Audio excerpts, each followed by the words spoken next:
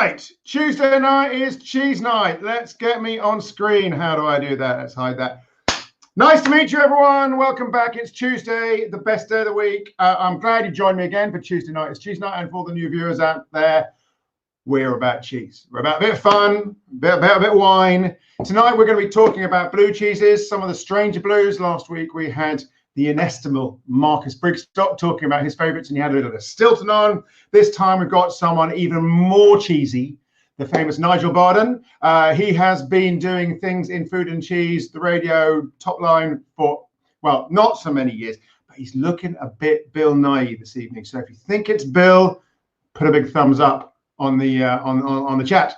So let's get him in. But first, we need to go and find Tracy. Tracy, are you there?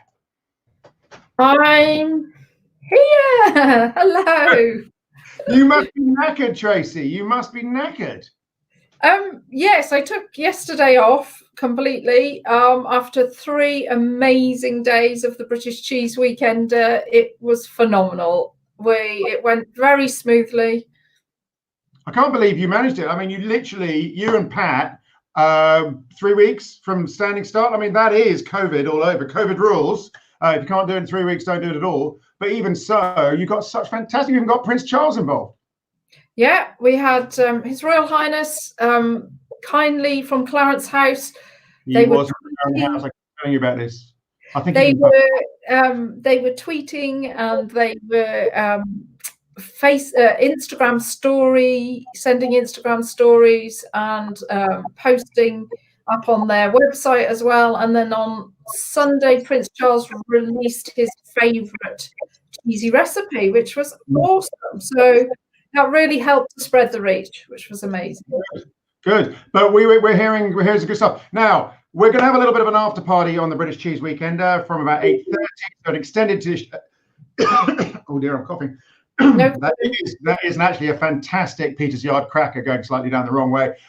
So from 8:30, we're going to have a bit of a roll down on the whole British Cheese Weekend thing. But let's get Nigel, who I believe is sitting in the virtual green room. Nigel, can you hear me? Look my way, Nigel. Here we go. This way. Yeah, in the middle. Welcome, Nigel. Right, let's see if we can move Tracy around a bit and put her back. Around, and let's see if we can. So welcome, Nigel. Welcome to Tuesday Night's Cheese Night. It's very exciting. Delighted to be here. What a weekend. Well done, you. I wish I could do this, and give you a big hug, but there will be plenty of reasons to do it later on. But remarkable stuff. There's been a lot of virtual hugging going on, and I really appreciate it. But the work that went on this weekend, it was just impressive, and some of the real highlights. I mean, the Trethowan boys, Todd and Morgan, going through, and watching where the pitchfork cheddar was made. They got 2 cheeses in the top 16 in the World Cheese Awards. I mean, these are remarkably tough. Yes, astonishing. And pitchfork. The good news is, the amazing news is as well, they've just posted on Instagram that they've gone back into the dairy and they've started making again from today. Oh, brilliant. So they said it's just Adams as well, is that as people have been making. Carwyn Adams, it seems like a lifetime ago, from Cow's Typhy, when he put that heartfelt video there online. You can have my cheese. If you can't afford to pay for it, just have it. If you can pay me something at Christmas too, and for a man who was not, quite, he's quite a doer farmer to do that from the heart, and no wonder that they sold out within 10 days and then started making cheese again. And I just think that's what it's all about, because for every success story we're talking about, there are many others who aren't, and dwindling shelf life. We've got some great cheese, and particularly blue and soft cheeses, that we need to be shifting, and we're beginning to. But also, it's putting a spotlight on our great cheesemakers, and that's what you should be so proud of yourselves. You two, and Pat McGuigan, from the release from the prisoner, how brilliant he was. Yeah, we're actually hoping he might join us this evening, so we'll see. So we'll see if he can join us. He says he might be here around 8:20 or 8:30, so that would be good news, and he can tell us what he's been doing. But we're here today, for at least initially, Nigel, to talk about blue cheese. I mean, you and I have seen some great blue cheeses through the times. when I was watching Graham Pradfield talking about the Bath cheese, of course, his Bath Blue won the World Cheese Awards 3 or 4 years ago, something like that. Here it was 2014. 2000. Oh, good God, we're feeling old already. Yeah. 2010. In the last, in the last 9 years, we have had 7 blue cheeses have won it. 7 out of 9. Yep. Well, of course, the most recent one is David Gremmel's, the Rogue River Blue. Let's. Have you got some?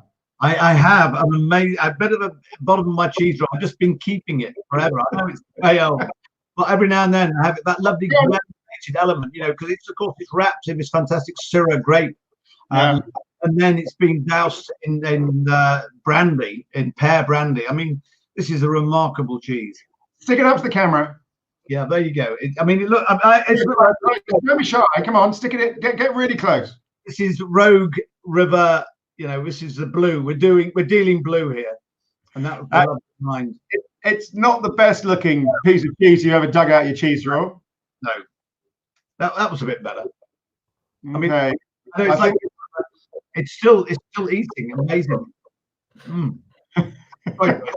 Well, we're going to taste 2 cheeses today, and one of them actually is the Queso de Valdeon, which I'm going to put up because, to be honest, this looks a lot more like Rogue River Blue than the bit you're holding. Yes, definitely. So this is a maple leaf or a chestnut leaf. I don't know which. Apparently, you can make it with either. But Rogue River Blue wraps it in exactly the same. I'm going to get nice and close here. Rogue River Blue wraps it exactly the same way. But as Nigel says, they soak those leaves in pear liqueur, which gives it a really cool flavor and intense, because the cheese is so salty, and the sweetness just comes in and hits it. It's like having a sauterne on your Roquefort all wrapped into one. It's an amazing cheese, and it was a really, really worthy winner. When we get to the World Cheese Awards, normally by the time you get to the last 15 or 16 cheeses, it's really tight. But I think you'll agree with me, Nigel, that last year we felt that one coming, didn't we? It was an amazing cheese to come in storming at the end. Well, I think just to tell that story very briefly is that up to the last cheese, out of whatever were 4,000, the final 16 that were championed each by the super jury of 16 judges from 13 countries, is that the penultimate cheese was the Parmigiano Reggiano. So, of course, all the Italian cheesemakers. Italians. Yeah. 1,000 cheese makers, most of them from Italy. So they were all Italian. And then I did say, wouldn't it be amazing if the last cheese, which had happened with Kraftkar when we were in San Sebastian Donostia, when this Norwegian blue cheese came up at the end, and the last cheese out of all of them, it swept the board. And this cheese came, and the whole room went quiet. Of course, it was a dead heat. And everyone was looking around, but I knew what was going to happen, because in the eventuality of a dead heat, we talked about it, but the chairman of judges would get the casting vote and then had to retaste the 2 cheeses. And you're looking at the chairman of judges. And of course, like 10 film crews, Charlie there, and our Italian TV presenter, she was there, a food and drink journo, in front of the world. I knew what I was going to go for, but I knew it wasn't going to go down well. Yeah, the Parmesan was fantastic, but this Rogue River Blue, I think with all these cheeses, on the day, every cheese has a moment in time when it is in perfect condition. And that cheese was just splendid and had a couple of extra layers of flavor, and that was what it was. But the room went quiet when I gave it the Rogue River Blue from Oregon up there in northwest United States above California, but it was a sublime cheese. And after 2 or 3 interviews, John Farrand, obviously organised the World Cheese Awards through the Guild of Fine Food, had to usher me out the back, because when why you do this? Why? And the broadsheet the next day headlines were British food and drink journalists in league with Trump. And I'm not sure that that's quite true. I had to head to Sicily to take to the mattresses, as is But that's your wife's country, isn't it, Sicily? Yeah, my wife's half Sicilian, grew up in Italy, and her family are from Palermo, famously anti-mafia judges, so there are not that many around. So you had protection. That was the key thing there. I was hiding very well, but it was the most remarkable event, an event in Bergamo near Milan. The Italians are proud. It was a really special event. But blue cheeses, again, coming through. And do you remember, I'm going to remind you of a few of the ones we had. Cornish Blue, Phil Stansfield, 2010. That was a decade after he started producing this cheese. You know, after he started playing professional rugby, he moved from Cheshire to Cornwall because the land was cheap. And eventually there was no money in milking Holstein Friesian cow because the quota had dropped out the market. So he thought, well, I'll make butter or I'll make cheese. Cheese, probably a bit more interesting. I'll make a soft blue cheese that's particularly accessible, he thought, rather than Stilton, to a female palate. And he produced, and 10 years later, you know, and the shoulders went, the jaw went, because this is his whole life just changed. He was a man who would face down, you know, a rugby team of 15 men running his way, you know, was a bundle of jelly winning the World Cheese Awards. Yeah, and Alex James was there, you know, and then let remind you, Montagnolo. Do you remember the one that Italian made in Germany? Yeah, that was in 2013. Bath Blue, you alluded to before, 2014, and then that amazing Kraftkar Tingvarloist from Norway in 2016 when we were in the Basque Country. That was with the cheesemaker there in his Norwegian fisherman's smock jumper, and he came up and it was like we didn't know he was in the audience, did we?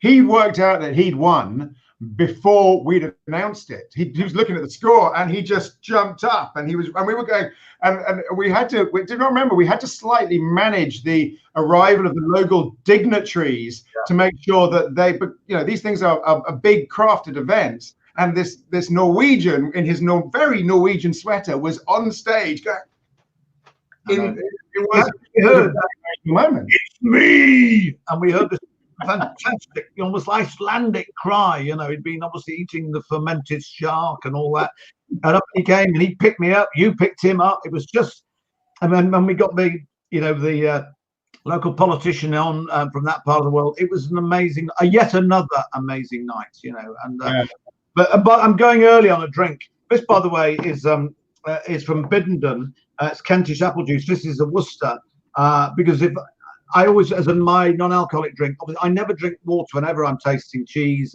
With the World Cheese Awards, we have lots of slices of apple to try, but I need the acidity of apple juice to cut through the cheese for all of us. And obviously, if it's cider, even better. I've got a little bit of Apple County cider here, and this, well done to you, Ben Colpin, all the crew. I know he wants to shift a bit of that at the moment. And this is Dabonet, fantastic cider. Well, he used to be in the rock and roll business. He was a manager for bands. But as a tribute, this is a bottle I brought back. I bought it when we were in Donostia, San Sebastian. And this is a Basque cider, which I've had and I brought back because obviously they produce great cider in that part of the world as well, and great sheep's milk cheeses as well from the mountains. Do you remember the cider coming out of the big barrels where you stand about 2-3 meters back and you have to basically catch the cider as it comes out of the... Highly recommended. Those people who haven't been to San Sebastian, that part of the Basque Country, they have some awesome food. You know who we should get on? We should get Victoria on here to talk about this Lydia Thabel, great cheese. Yeah. So Nigel, we did get sent to you, I hope, the Peacock's Blue and the Beauvale. Have you got them?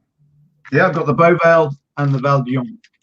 But you told me you had a couple of your own strange blues in your fridge as well. Yeah, I have indeed. And while I'm opening them, I wanted to talk about, because I was thinking about great cheesemakers, and some cheesemakers, it was just great that we had Jamie Montgomery on. I loved that fireside chats as well with his family around him. It's a great tradition of as you said, you know, if he's comfortable making cheese, that worries him because he likes the slight anarchy of it all. That was a great moment.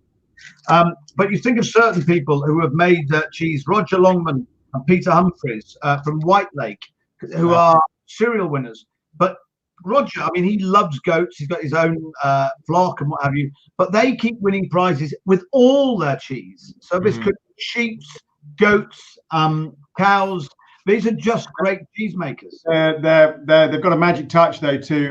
Pete Humphreys has moved on. I don't know if you'd heard. And he is now looking for, I think he's looking for his next opportunity. So if anybody out there who feels that they want to support a cheesemaker, one of the best cheesemakers in the country is looking for a stable. So there's an opportunity. So what have you got? Oh, Shepherd's Purse, the Buffalo Blue. Yeah. That's great. Yeah, it's a fantastic cheese. When I tried this a year ago, Deliciously Yorkshire Awards, it was in there in the final, and I tried it. And it was just, again, one of those moments, like the Rogue River, is when you just think this cheese, this day, this moment, this hour is just in the best condition. And it was one of the finest cheeses I've ever tried in my life. So I've got some. I'm on BBC Radio London on Friday. I do a live between 11:30 and 12 with Robert Elms. And I've got some, it's being delivered to him. But absolutely. No, you don't know where your camera is, Nigel. Over to your right a bit. Oh, that's good. Down a bit. That's good. Oh, stop. Let it focus. Yeah. Perfect. So what you're seeing there, which is very typical of not just buffalo blue, but also of goat's milk, is you've got that paler color. The blue is coming across sort of grey green as well as blue, and you're getting these little nuggets of blue rather than the veining. But you've also got that soft edge, which you don't get with our native Stildens, but has been developed quite substantially. And you could name other cheeses. I mean, the Black Sticks Blue, which is a great cheese, about 20 years old at the moment, coming out of Lancashire, is another cheese with that soft rind where you can eat it all the way to the edge, and it's got that softness, but it's also got that strong combination of sweetness. The Black Sticks Blue is using a natto as well, which obviously gives it a bit more sweetness. But that buffalo milk is hard to make blue. They're doing a really good job. It's not an easy milk to use. No, and well done to them. But that was, Judy Bell's amazing what they've achieved there near Thirsk, and now with Caroline and Katie, her daughters, they do a fantastic job. But if you talk about blue cheeses, here, this is from their range. Okay, you ready? This is their Mrs. Bell's Blue. That's sheep's milk. Yep, there you go. And sheep's. This is their Yorkshire Blue. Yeah, it's the Harrogate Blue I like. Have you got that one? The Harrogate Blue. Yeah, very good. You really have, they sent you a tasting pack. The Northern Blue. Just but they just keep winning accolades with all. And then we've got very good bunch. The change, but this is their original cheese, Yorkshire Fettle, which is a great name. Are you in good fettle? I like that. I'm in good fettle. They're quite funny about that because they got a huge fillip when the Cypriots got the PDO for feta. That meant none of the British cheesemakers could use the word feta anymore, and they managed to get right into the sort of national papers, going, oh, probably a Daily Mail special. Saying we're being oppressed by the Europeans again, but the palaver it caused did them huge. It made it that they think it's a great cheese, but they wouldn't call it a award winner. That they would go for their Yorkshire Blue or the Mrs. Bell's or the Buffaloes on that. But it's their bestseller because it's a really good feta style made in the UK. That was the first cheese that Judy Bell ever made, I think, in 1986. I'm going to interrupt you. Right? Let's eat. Okay. Yeah. Yes. So we need to bring in. You can choose which one you're going to go for first. I'll go for the Buffalo Blue. Okay. I've got Sam here, my eldest. I'm locked in with 3 Baden boys, 13, 17, and 20. And actually, we are eating our way through a small country every 2 or 3 days, as you might imagine. And my Deborah's, she's very grown up. She's working away a lot, 8-hour conferences. But actually, when I look back, I'm a lucky man to have this time with the boys. They're not shooting off at the end of a meal. They're not special. So I'm ready. So Sam, over you come. This is Sam Barden. Good job he's not standing up because he's your size, Charlie, or maybe even taller. But here we're both distancing ourselves from that barber. Just get your hair in there, Sam. Hi. Yeah. How you doing? Nice to meet you, Sam. Are you keeping your dad on the straight and narrow? I am. It's good. He's got a good little setup there. So I'm just nibbling away at cheese on the sideline. Right. Well, let's choose something and talk about what we're tasting. Yeah. Okay. So here we go. So this is the Buffalo Blue, which I just think is a great, lovely cheese, but it's you've got this. Oh, he hasn't got any Buffalo Blue. No, sorry. Right. Let's give you the whole screen if we can do that. I'm not quite sure how this works. No, wrong one. Here we're coming back. Here we go. Let's Oh yeah. Immediately beckons you on. It's a lovely, almost like hay. There's an element there. There is that slight astringency from the blue, which I like, but it's not overly powerful. It's still quite creamy. And then it's got quite a nice texture to it, like nice bite, and then it melts. Then it just fills your mouth completely. And that's a beautiful, long, salty, blue finish. And it just craves, well, apple juice for the moment, but I'm going to move on to my Basque cider, because I think that would again to cut through the acidity. But a beautifully made cheese. The biggest problem for them is getting hold of the buffalo milk. You know, there are enough herds, because a lot of the herds have actually switched to meat production because they can make more money out of it than the milk. But it does make for an absolutely beautiful cheese.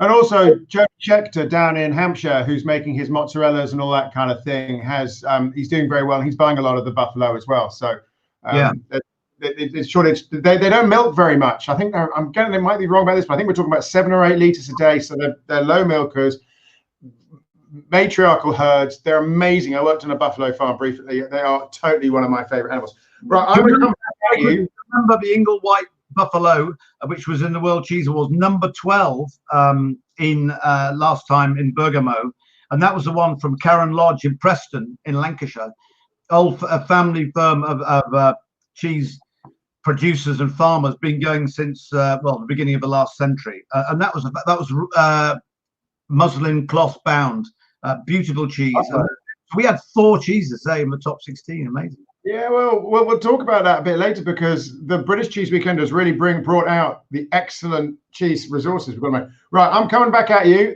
I've got Beauvale, okay? Yeah. Now, this, actually, I probably should give you the big piece. Can you see? Right. Yeah. Now, this is a cheese made up in near Melton Mowbray by the Cropwell Bishop team.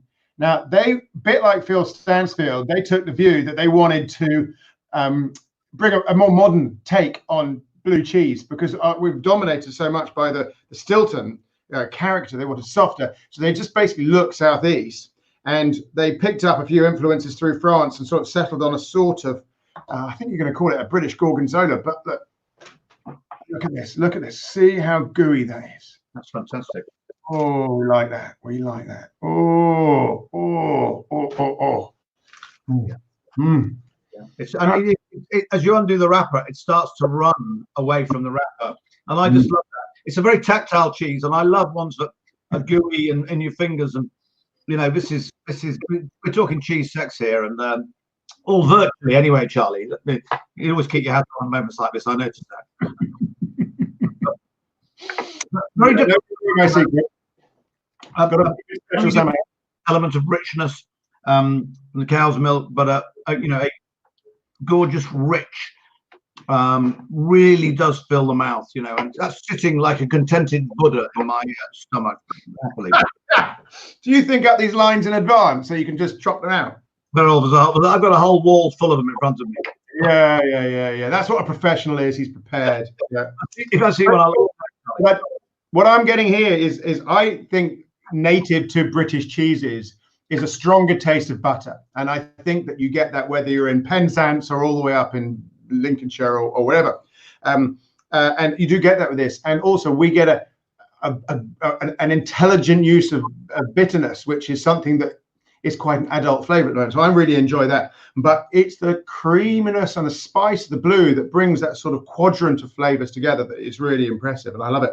It's interesting because we used to get this when I was a cheese seller, and we found that if we bought the little 1.5 kilo wedges, the flavor didn't mature. You didn't get the same texture. We had to buy the wheels, and some cheeses are just like that. They need to stay big and stay big for as long as possible, and then when you cut into them, they deliver. And I think that's one of the reasons why you will so often get a better flavor out of a deli environment and not a pre-pack environment, where you can cut a slice from a big cheese and taste it there and then and take it home. And I think that always, not always, but nearly always outperforms. Yeah, I think that's been one of the big problems recently as well with the supermarkets who've been selling cheese, but they closed their deli counters down. So a lot of the artisans who would sell truckles, whole cheeses, and have them cut, then we're having to send them out as packaged up smaller pieces, which obviously is very labor intensive, expensive, so it reduces the margin, but also it doesn't show the cheeses off as well for exactly the reasons that you just alluded to. And I think that's a big point. I don't want to go into the maths, but the problem with delis is you need to charge more to make up for the fact you've got a smaller number of products in a bigger area with people serving. The maths just go a bit ugly, which means you've got to outperform on the flavor front to make the customer want that. Now, for lots of us, that's our awesomeness. And that's why I think there will always be a space for the artisan cheesemongers. And they represent the cheesemakers that we've been looking at over the weekend.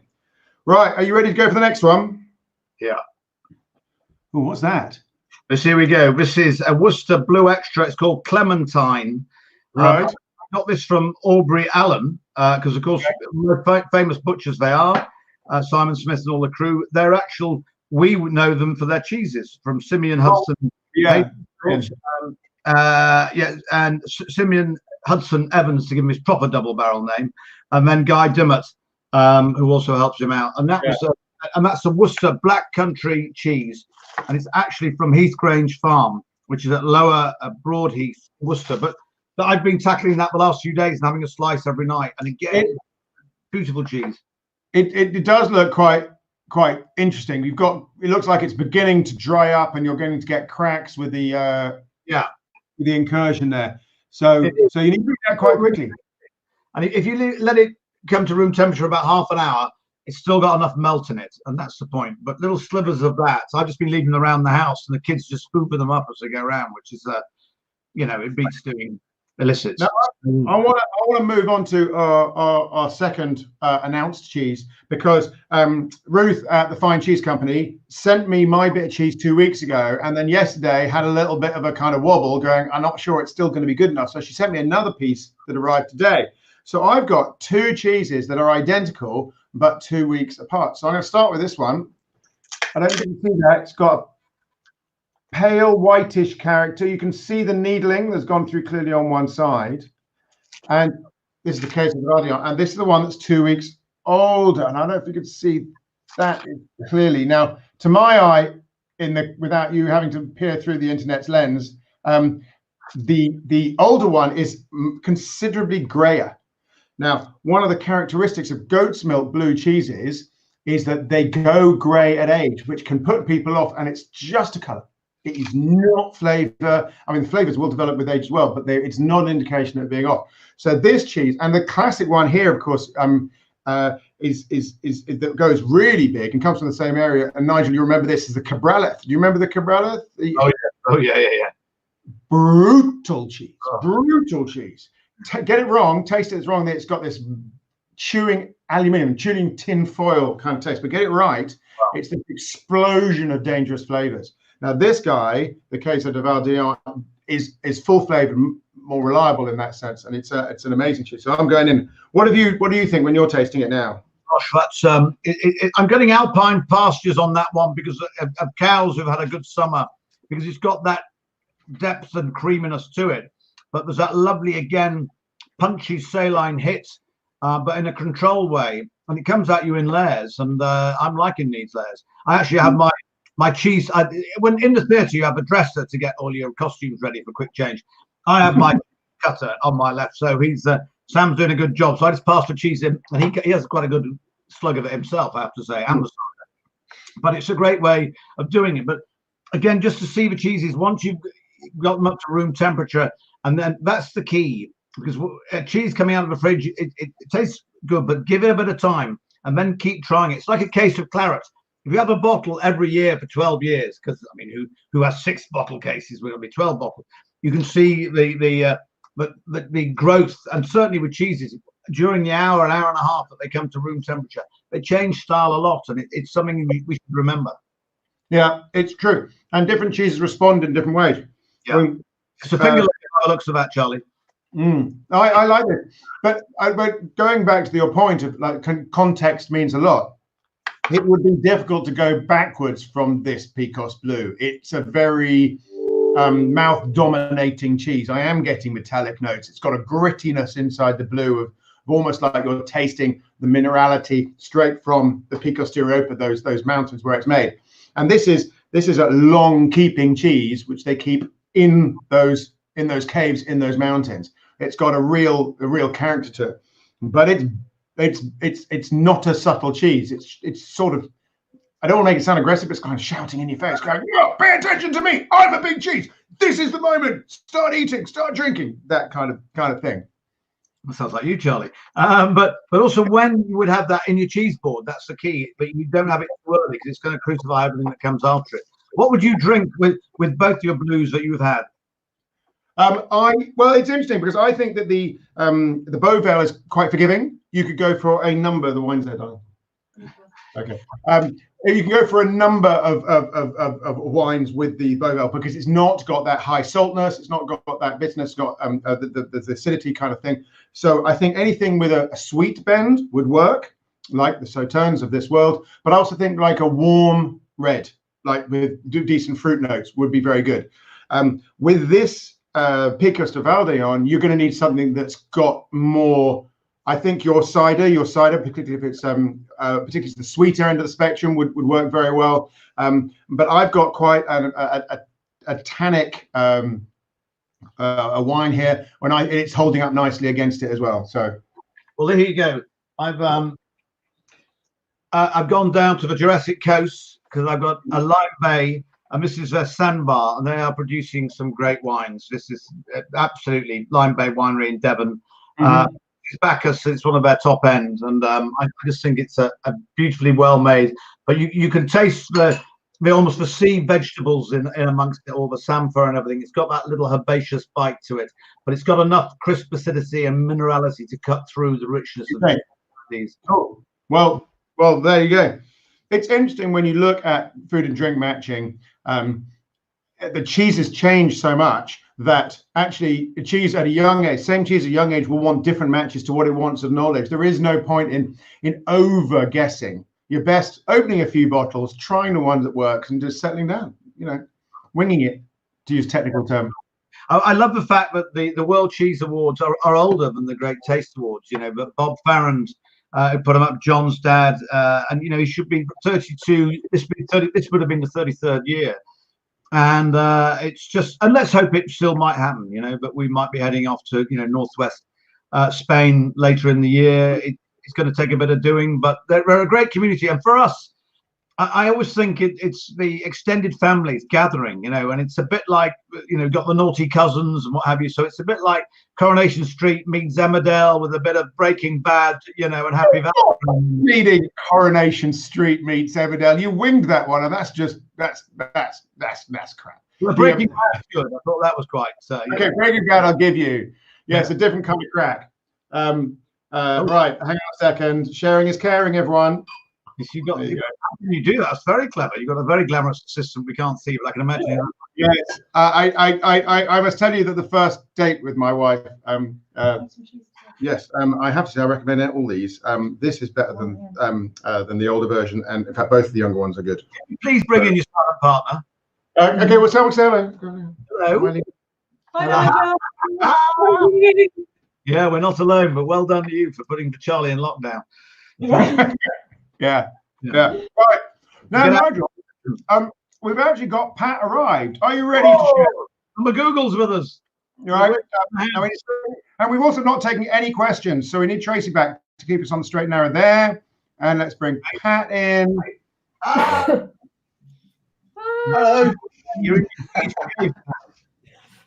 Let me introduce Pat McGuigan to everyone. Pat McGuigan is the father, although he frankly doesn't look old enough, of the British Cheese Weekender, and a lot of other events like London Cheese Month. You briefly described yourself as the UK's only cheese journalist until a few other cheese journalists decided that really wasn't on. But otherwise, tell us about your week, Pat. My week? Your week. It's been it's a bit quieter this week, isn't it, Tracy? After the weekend, the Weekender, the British Cheese Weekender was it was amazing. It was 3 days of online talks and tastings from the country's, great cheese lovers and experts, yourself included, Charlie and Nigel. We had cheese makers, cheesemongers, and the whole point of the festival was to sort of raise awareness of crisis that's facing small cheesemakers in this country and shift a bit of cheese. That's what we really wanted to do, is to sell more cheese. And I think it's been quite successful. There seems to, I've been hearing from cheesemakers and cheesemongers that they sold quite a lot in the run up to the festival, which is absolutely brilliant. So yeah, it was great fun. You organise stuff like this, and then it starts happening, and it just sort of has a life of its own. And it was really good fun, just as a punter tuning in to watch these brilliant talks. Yeah. And I think as fun, I don't know what Charlie's doing with the magic finger, but that frightens me. I wish I brought my cheese iron, because it would go straight into Patrick's head, actually. One of the people from one of your courses is just saying hi, Patrick. Sangeet Kaur. Hello. Hello. And nice. Thanks for tuning in. Tracy, you've got some statistics, haven't you? Sorry? You've got some statistics of what happened over the weekend and how people have done. I will just feed back to you as well. Someone is suggesting, sorry, I didn't catch their name, is with the Valdion Picos Blue, Pedro Jimenez Sherry. Yeah. There it goes. There you go. Anna. Yeah. So that sounds awesome, doesn't it? Mm-hmm. Love that. It's like crude oil. Yeah, if we're rolling into British Cheese Weekend, so over the 3 days, we had nearly 8,000 visitors, just under 8,000 visitors to the website. So that, and then people viewing through the website. So that's fantastic. 8,000 people all logging on over a bank holiday weekend just to listen and hear about cheese. And they were the majority obviously were from the UK. The next top country was the USA, and then Japan, and then Canada, and then China. But in all, we had people viewing from 107 countries. Wow. 107 countries. Keeping it to London and a London-centric festival, it was global. So I've got a couple of outtakes, if I can interrupt you, and I'd like to start with. Now, I hope I'm going to make this work. This is Charlie trying to be tech. I've got introduced with Andy Swinsko, so I'm going to start with him because he has a nice sort of summation. So let's see if we can make this work. Bumpity bum. Are we ready? Good afternoon.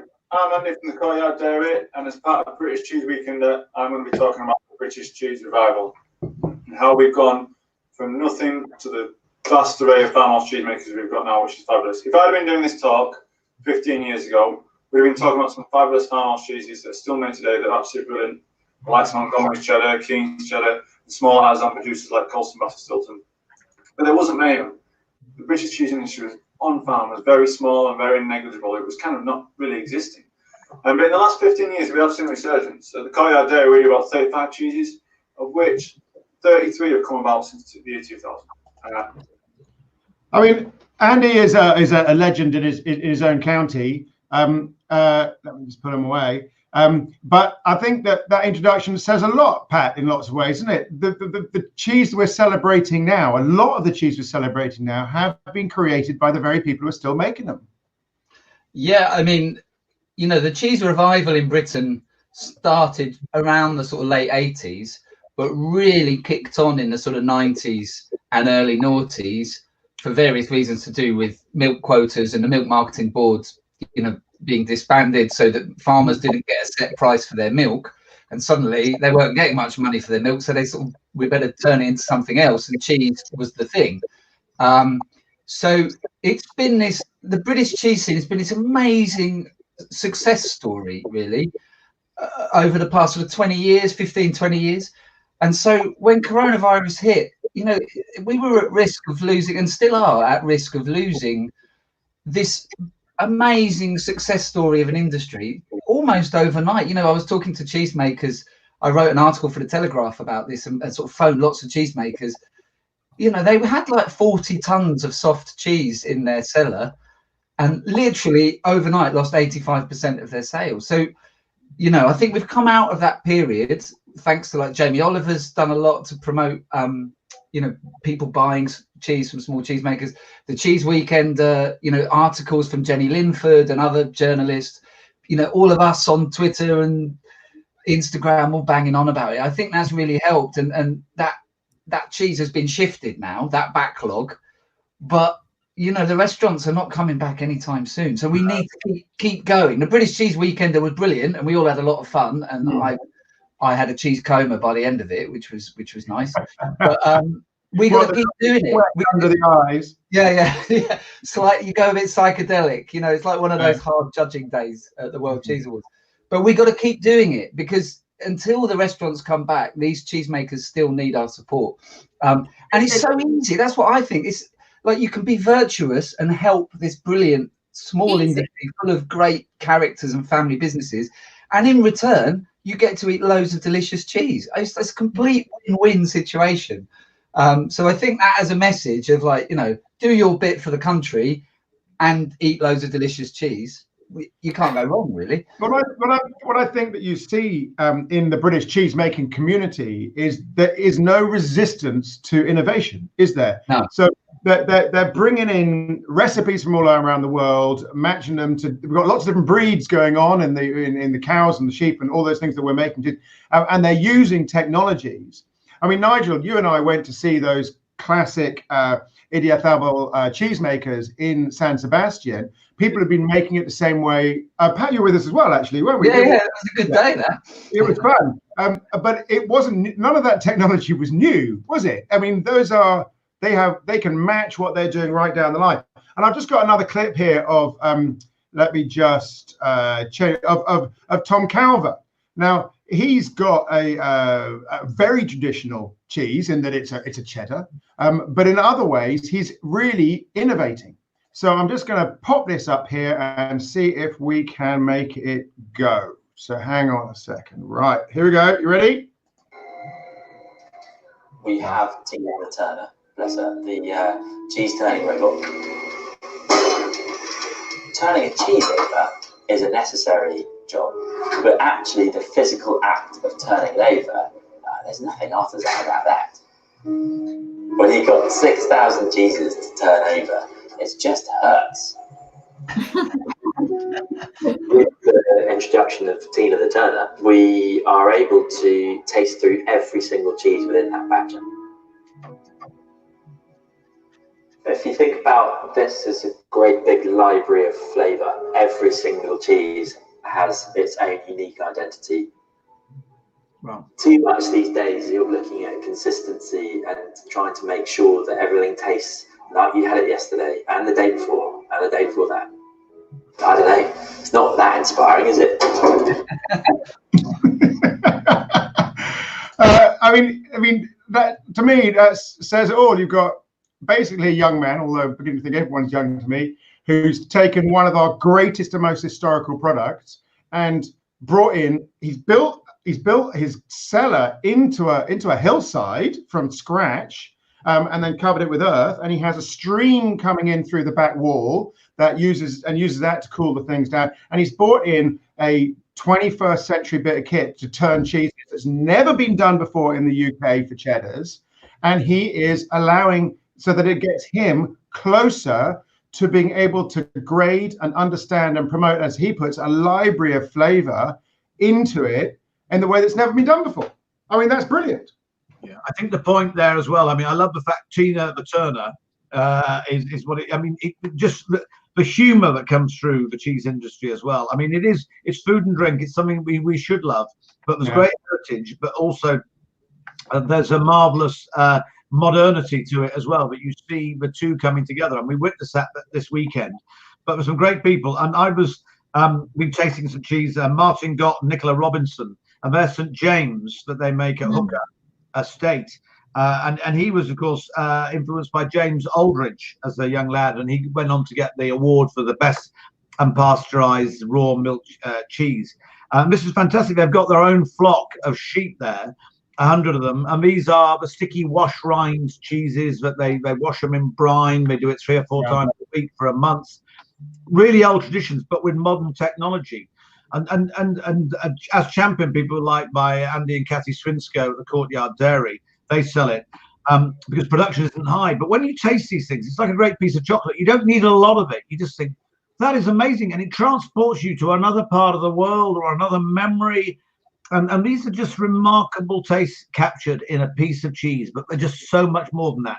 And the great, brilliant eccentricity and also the talent that's available to us now. We nearly lost our great cheesemakers. It's like why Camera came together with our beer industry in these early 70s. We had about 30, 40 breweries left. We've got 2,500 now. And we nearly lost some of our artisan cheese. And thank goodness it's come back. And this weekend, we never thought it was going to happen, Pat and Tracy, but you did a great job showcasing some of these remarkable people. Tracy, I wondered what were your highlights of were there particular videos and talks that you really loved? Well, I was just saying to the boys before, I loved when Salaman Sam and his family did the cheese and wine for children, and it was just awesome how they handled that. What is cheese and wine for children? That needs explaining.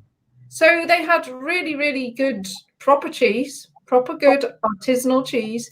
And then Sam had paired it with, like Nige tonight, some apple juice, and he'd got some, I can't remember the pairings now, but he'd got some blackcurrant, and he'd got some just various soft drinks. Cherry cola, wasn't it? He did a cherry cola. Oh yeah, cherry cola, and but it was awesome, and his children were so well behaved. But then the highlight of it was that they managed to get in sound effects with cheese tasting because they added crisps to the cheese sandwich. And Sam's little boy, all he kept saying was, listen, you can hear the crunch. And he's crunch. It was brilliant. I've got to tell you, Tracy, right, before I came down, I was like, if I'm coming, because I'm in the shed at the bottom of my garden where I work, this is my cheese shed. I thought I better have some cheese to taste. So I picked up some sharpened Washbourne, which is a sheep's milk cheese. And I was thinking about that, and I got some crisps as well. And all I could find was Thai chili crisps. This is the last bit left. Do you know what? It's quite a good match. It really is. I think we need a crisp cheese night. It would be great fun. I think we could have fun with that. Yeah, I'm interrupt you because we've got John Farrand is going to join us to make. It's not a party without gate crashers. John, are you ready? There's always one, isn't there? Hey. Oh, he's looking serious. Hey. He is. He's got his bunting up. Yeah, nice pair of bunting, lovely. I don't think he can hear us. He's got the yes. Oh, he's back. He's in. Can you hear us, JP? Take the mute off. Okay. We're going to wait.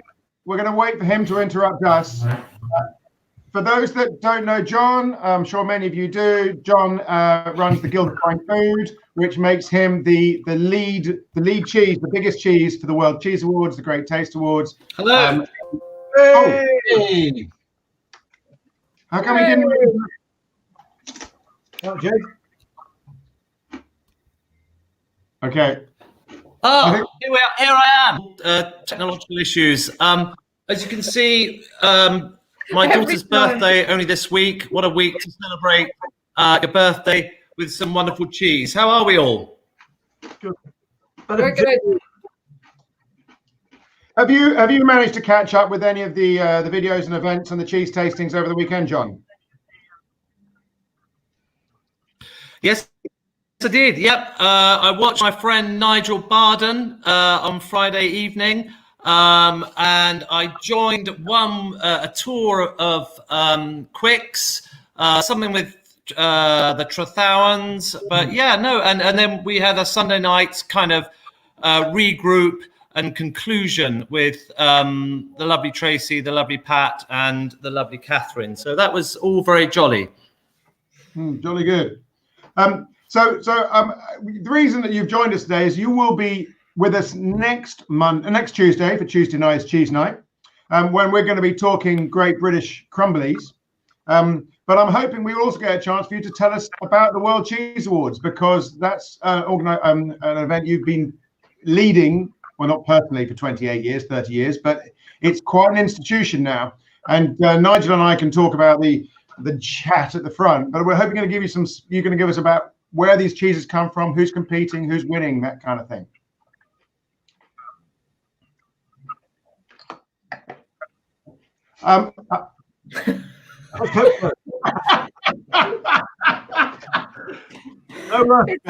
Yeah, love to. I listened earlier on, and you were saying about the wonderful Victoria Aresti. Mm-hmm. Mm-hmm. Well, one of the things that I've seen a comment from David Greenwell, yeah. Possibly for Pat here. Will we do it again next year? Oh, Tracy's shaking her head. Is it? I don't know. I really don't know. I mean, literally, Tracy and I haven't. Tracy and I have been the sort of done a lot of the heavy lifting with support of the guild and the academy and the SCA. But I don't know. I mean, it seemed to go so well. What I liked about it, which I was thinking, you could do a live event maybe next year. Hopefully, if we're out of lockdown, we could do something where we could all get together and do it. But one of the nice things about doing it online was you could go into the farms. So it was so lovely to see Cornwall, Liner Dairies, or then go over to Suffolk and see Fen Farm. So there's something quite special about being able to, Mary Quick did a talk on matching cheddar with salad leaves, which I thought on paper was not going to be the greatest. Absolutely brilliant. In her kitchen with her husband, talking about the salad she'd grown and matching it with cheddar. And I was like, of course, salad leaves. And so stuff like that was really nice. So I don't know. I think we need to work on it, really. Well, David suggests annual. We've got Jesus here upping the ante. Hello. Cheese went soon. Maybe you can make it 2 or 3 times a year. Oh, Jesus.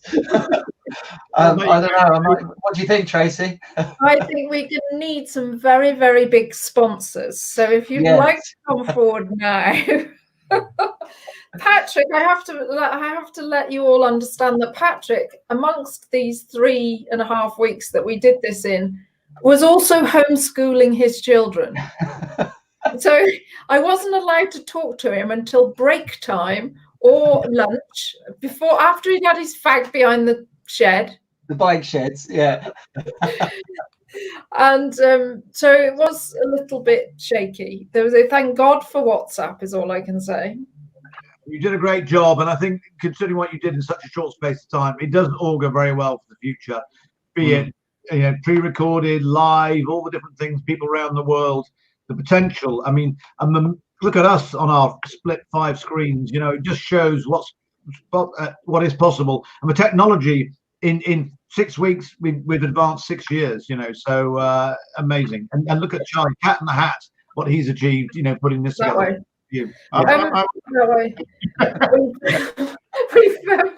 We've had some amazing feedback as well today from around the world. I think I forwarded a few to you, Patrick, from Texas, from Australia we're watching, and you bottom boys, John Barrett and Pat at the bottom of our screens. You missed before I was saying we had people viewing from 107 countries.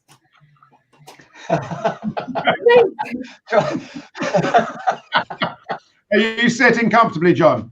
I think John's on a delay. I think he's on the move. He is. Obviously, the internet is moving slowly in Dorset. I was going to say that international thing is probably quite important, because actually exports for British cheese are really, really important for these small cheese makers. And that's fallen off a cliff face along with all the restaurant trade. But actually exports, I know for a lot of the cheddar guys, exports can be 30 or 40% of their sales to the US. So, keeping sort of British cheese in the global mind is a good thing, I think, going forward, because I think makers will need it. Well, no one can speak better for the internationalism of of cheese now than John. He deals with that one, I think. Yeah, you're down below. Then I mean, you routinely get 33, 34 countries sending cheeses, and those are only the ones that are allowed. There are lots of countries that can't send cheeses to your World Cheese Awards, John. I think we should do a dance while it gets there. You know, with your cheese.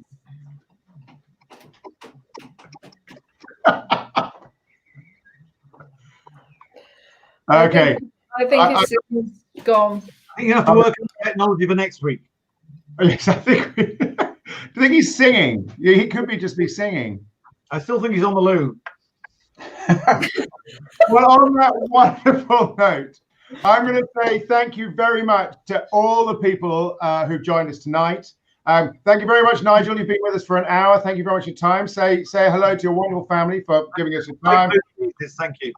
Tracy, as always, keeping us on the straight and narrow. Pat, congratulations for a great weekend. You look bizarrely both fresh and tired, which I don't know how you put in there. Fantastic. Oh, it's actually over 40 countries that entered last year would like to enter. But we've broken down some real barriers over the last. Thank you. Thank you. Well, thank you all the people that are watching. Thank you. Of course, we could do this and chat amongst ourselves as we do in pubs, but most of all, thank you very much. We will have sorted out our IT with the great John Farron by next week. We won't have an hour's episode just to listen to 3 comments. So on that note, I'm going to sign off from us all. So we're going to do the University Challenge thing and say good night, everybody. Good night. Love you all. Bye.